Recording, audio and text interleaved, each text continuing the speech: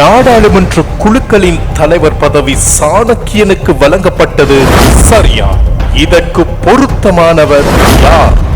ஸ்ரீநேசனும் கோடீஸ்வரனும் இதற்கு தகுதியானவர்களா? ஸ்ரீதரனிடமிருந்து பதவி ஏன் பறிக்கப்பட்டது? தமிழ் சிலோன் சொந்தங்களுக்கு வணக்கம். கடந்த 2 வாரங்களாக அதிகமானோரால் அடிக்கடி பேசப்பட்ட விடயம் ஒன்றையே இன்று நாங்கள் பார்க்க போகின்றோம். இலங்கை தமிழரசு கட்சியின் பாராளுமன்ற குழுக்களின் தலைவர் பதவி.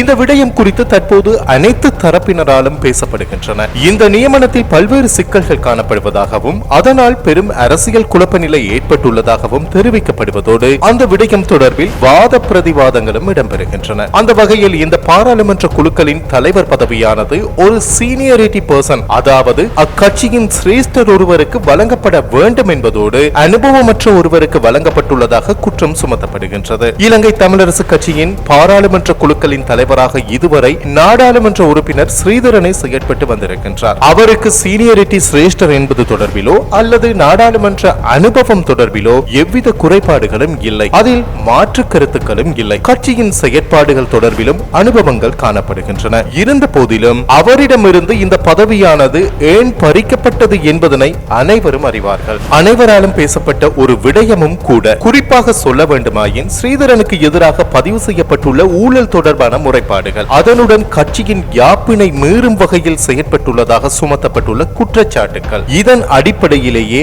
அவரிடம் காணப்பட்ட குழுக்களின் தலைவர் பதவி பறிக்கப்பட்டு 2 வாரங்களுக்கு முன்னர் ராசமாணிக்கம் சாணக்கியனுக்கு வழங்கப்பட்டிருக்கின்றது. எவ்வாறாயினும் அனுபவமற்ற ஒருவருக்கும் கட்சியின் சிரேஷ்டத்துவம், அதாவது சீனியரிட்டி இல்லாத நபர் ஒருவருக்கு இந்த பதவியானது வழங்கப்பட்டிருப்பதாக விமர்சனங்கள் கிளம்பியுள்ள நிலையில் தமிழரசு கட்சிக்குள் மீண்டும் ஒரு சிக்கல் நிலை ஏற்பட்டுள்ளது. அப்படி என்றால் அதற்கு பொருத்தமானவர் யார் எனவும் கேள்விகள் தோன்றியுள்ளன. நாடாளுமன்ற உறுப்பினர்களான கோடீஸ்வரன் அல்லது ஸ்ரீநேசன் ஆகியோருக்கு வழங்கி இருக்கலாம் என அரசியல் விமர்சகர்கள் வாயிலாக பரிந்துரைகள் செய்யப்படுகின்றன. 2010ஆம் ஆண்டு EPRLF சார்பில் தமிழ் தேசிய கூட்டமைப்பில் போட்டியிட்டவர் தான் ஸ்ரீதரன். 2015ஆம் ஆண்டு EPRLF இருந்து விலகி தமிழரசு கட்சிக்குள் இணைந்து கொண்டார். அதன் தொடர்ச்சியாக அவர் கட்சியின் சார்பில் பல்வேறு நடவடிக்கைகளில் ஈடுபட்டிருந்தாலும் காலப்போக்கில் தன்னல, அதாவது சுயலாப அரசியலில் ஈடுபட்டமையை அனைவரும் அறிவார்கள். அரசியலமைப்பு பேரவையில் அங்கத்துவம் பெற்றுக்கொண்டு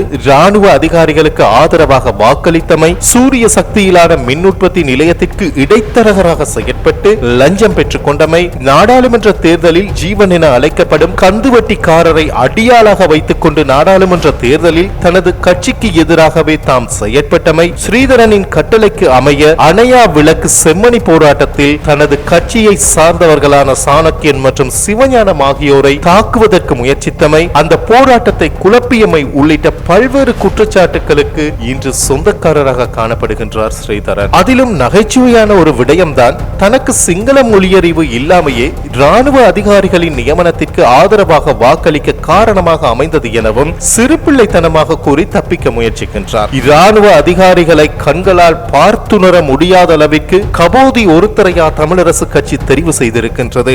ராணுவ அதிகாரிகளின் பெயர்களின் வாயிலாக வேணும் செவிமடுத்து உணர முடியாத செவிப்புலனற்ற ஒருவரையா அந்த கட்சி உள்வாங்கி இருக்கின்றது. ஆகையினால் அவரின் காரணத்திற்கமைய மொழி தெரியாத ஒருவர் பாராளுமன்ற குழுக்களின் தலைவராக கடமையாற்றுவதில் எவ்வித அர்த்தமும் இல்லை. அந்த வகையில் குறித்த பதவிக்காக கட்சியின் தலைமைத்துவம் நேர்மையை மதிக்குமா அல்லது சீனியரிட்டி என்ற தகுதியை மதித்து தீர்மானங்களை மேற்கொள்ளுமா? நேர்மையை மதிக்க வேண்டும் என்பதே மக்களின் எதிர்பார்ப்பாகும். கட்சியின் தீர்மானங்களுக்கு முரணாக செயற்பட்ட காரணத்தினால் சீனியரிட்டி மற்றும் நாடாளுமன்ற அனுபவம் என்ற தகுதிகளுக்கு அப்பால் சென்று அவரை நாடாளுமன்ற குழுக்களின் தலைவர் பதவியிலிருந்து தமிழரசு கட்சி நீக்கி இருக்கின்றது. தற்போது அரசியலமைப்பு பேரவையிலிருந்து விலகுமாறும் கோரிக்கைகள் முன்வைக்கப்படுகின்றன. நாடாளுமன்ற உறுப்பினர்களான தயாஸ்ரீ ஜெயசேகர மற்றும் சாமர சம்பத் தசநாயக்க ஆகியோரும் சபையில் பகிரங்கமாக இந்த கோரிக்கைகளை முன்வைத்திருக்கின்றனர். இவ்வாறு இருக்க தமிழரசு கட்சியின் நாடாளுமன்ற குழு தலைவர் பதவிக்கு ஸ்ரீநேசனுடைய பெயரும் பரிந்துரைக்கப்பட்டிருக்கின்றது. அவருக்கு இந்த சீனியரிட்டி மற்றும் அனுபவம் காணப்படுகின்றதா என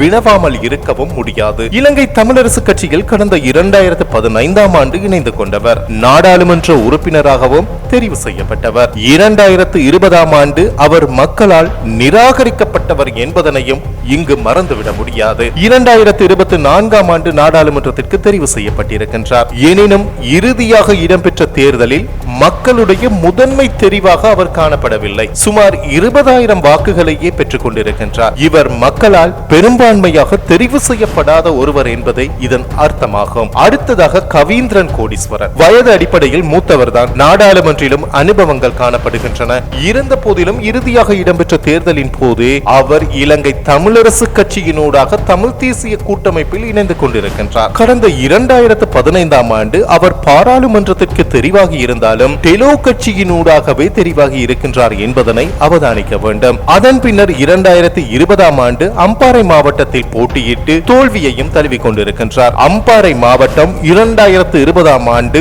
ஒரு எம்பியை ஏனும் பெற்றுக் கொள்ளவில்லை என்பது இங்கு குறிப்பிடத்தக்கது. தமிழரசு கட்சியின் நாடாளுமன்ற உறுப்பினராக இம்முறையே அவர் தெரிவு செய்யப்பட்டிருக்கின்றார். இந்நிலையில் அவருக்கு நாடாளுமன்ற குழுக்களின் தலைவர் பதவியினை வழங்குவது சரியானதா என்ற கேள்வியை விமர்சிக்கும் ஒவ்வொருவரும் தங்களை தாங்களே வினவ வேண்டும். இந்த விடயங்கள் இவ்வாறு இருக்க இலங்கை தமிழரசு கட்சியின் நாடாளுமன்ற குழுக்களின் தலைவர் பதவியானது சாணக்கியருக்கு வழங்கப்பட்டிருக்கின்றது. சீனியரிட்டி, அனுபவம் மற்றும் மக்களின் அங்கீகாரம் இவருக்கும் இருக்கின்றதா என்பதனையும் இந்த நேரத்தில் சரிபார்க்க வேண்டியது எமது கடமையாகும். 2017ஆம் ஆண்டு தமிழரசு கட்சியில் இணைந்து கொண்டவர் 2 தடவைகள் மட்டக்களப்பு மாவட்டத்தில் முதன்மை வேட்பாளராக போட்டியிட்டு 2 தடவைகளும் வெற்றி ஈட்டியவர். அது மாத்திரமின்றி தமிழரசு கட்சி சார்பில் மட்டக்களப்பு மாவட்டத்தில் அதிகூடிய விருப்பு வாக்குகளை பெற்றுக் கொண்டவர். முதல் தடவை 33,000 வாக்குகளையும், இரண்டாவது தடவை 65,000 வாக்குகளையும் பெற்றவர். மட்டக்களப்பு மாவட்டத்தில் 3 எம்பிக்கள் தெரிவு செய்யப்படுவதற்கு பிரதான வேட்பாளராக, அதாவது முதன்மை வேட்பாளராக செயற்பட்டவர்.